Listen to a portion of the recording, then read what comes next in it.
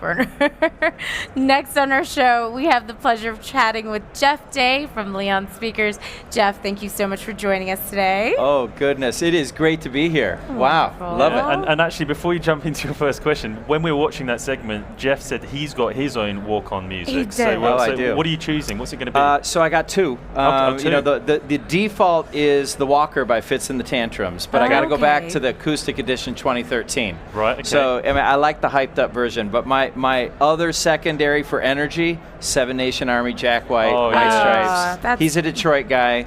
I love my Detroit. Big time. Gosh. Oh, man, amazing. And this is the best place to do it. You could have all the audio visual coming on when you enter through the doors. Absolutely. Okay. That's incredible. And do you know what? The boxer Anthony Joshua, who hails from my county in the UK, he's used that, and people have kind of replaced the words instead of, duh, dun, dun, dun, dun, Anthony Joshua. They just sing the words Anthony Joshua. And that's what he has for his walk-on music.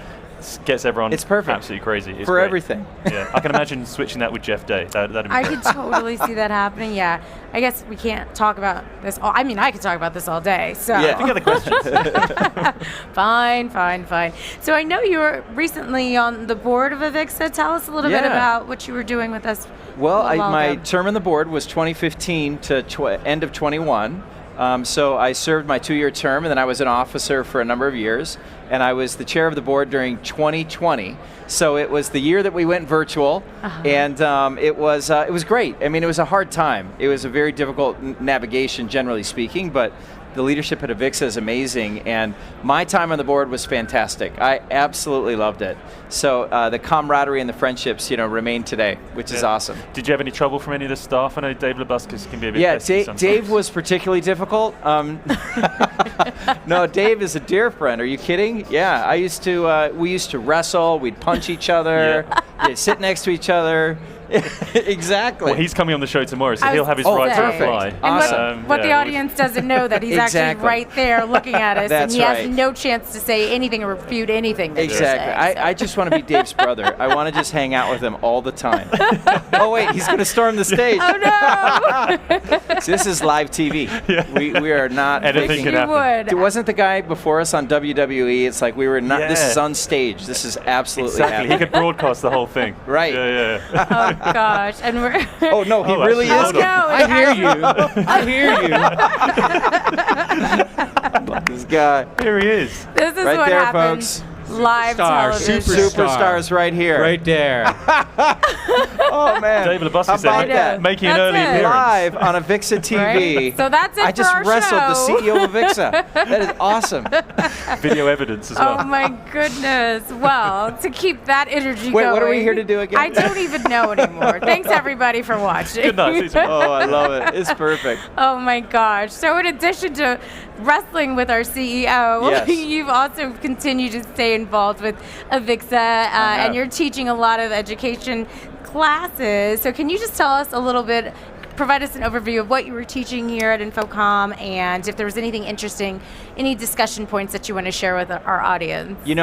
Having served on the board, I was always very grateful for the people who poured in hours of volunteering time. So this year I really embarked to try to do something I'd never done before, which is to do something on the education track.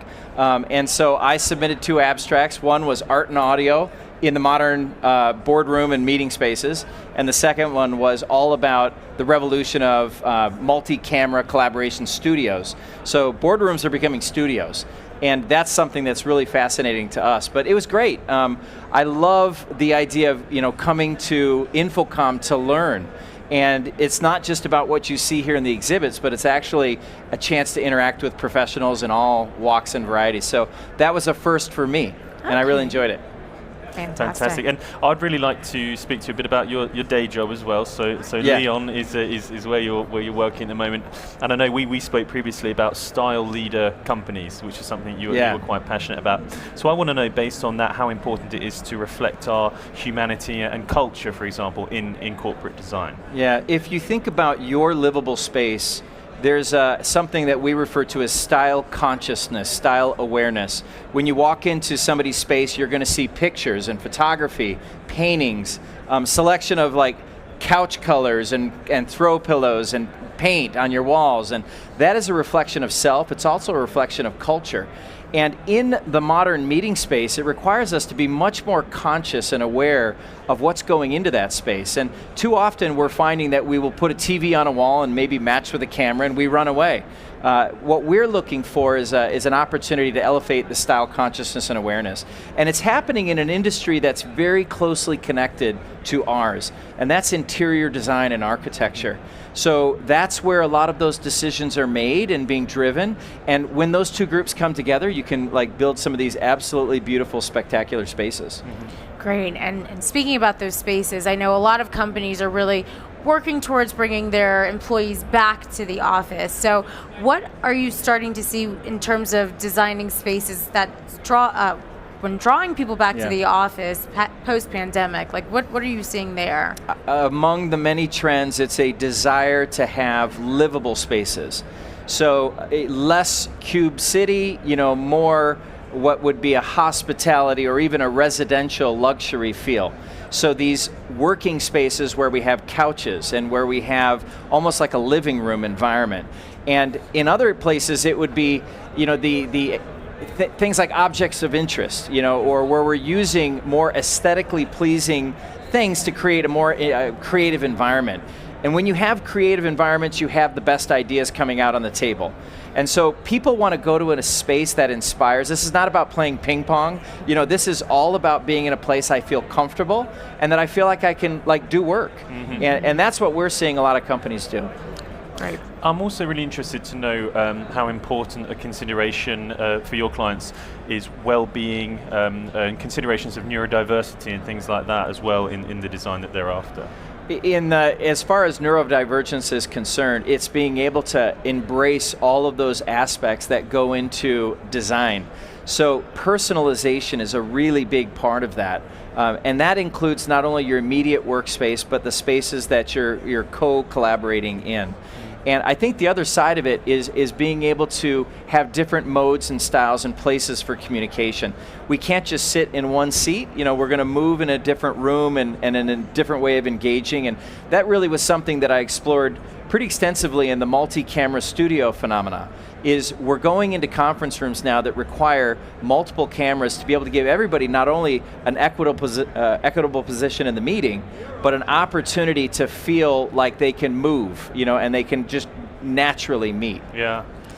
And I think it's fair to say, I think a lot of customers or integrators, when it comes to AV technology or so, they're just looking for functionality, right? They really want to make sure it's working. But what are some of the challenges that you may be encountering when you face trying to convince customers or integrators to adopt a more aesthetic approach to AV? Yeah, so this is the bottom line, is there is a business outcome connected to style consciousness and awareness. So what you would do in your home is illustrative of what you should do in your office. So to the integrator, you don't have to be an interior designer to have an opinion around matching objects. And that's something we do at Leon, is we're really focused on color, material, finish, and match. The other side of that is to the customer is that this is possible. So if you don't know it's possible, that's part of the challenge. And so I think it's incumbent on us as an industry to illustrate that we are relevant when it comes to style consciousness and awareness. It can be a developed skill. Yeah, for sure. And I mean, how do you balance this, the technical and artistic aspects of your The biggest way to balance it is to provide integrative opportunities for it. So at Leon, we are artists and musicians, and we integrate our technology into art and into sculpture. So we think of things like framing TVs as a critical aspect of it is an artistic piece. I like to think of it as windows. You'd never put an 8-foot window up without considering its treatment. Mm-hmm. Yet we put up large TVs without considering its treatment. So the artistic opportunity here is to treat things and then to enhance it with colors, materials, and finishes. And I think that's one of the biggest opportunities that are out there right now. Wonderful. Yeah, totally agree. If people want to get hold of you and continue this conversation, as I'm sure they will, what's the best way for them to do so? Well, the best way is go check us out at leonspeakers.com, and we'll see all of the innovations that we're doing there. LinkedIn is probably the best way to connect with me personally, or you can hit me up on email at jeff.day@leonspeakers.com. Excellent. Wonderful. Well, thank you so much. You have your opportunity to come in on Dave's segment tomorrow, so we'll keep that please open do. for you. Yeah, I will be ready. No. Wonderful. Thank you so much indeed for joining us, Thank you Jeff. both. Thank you.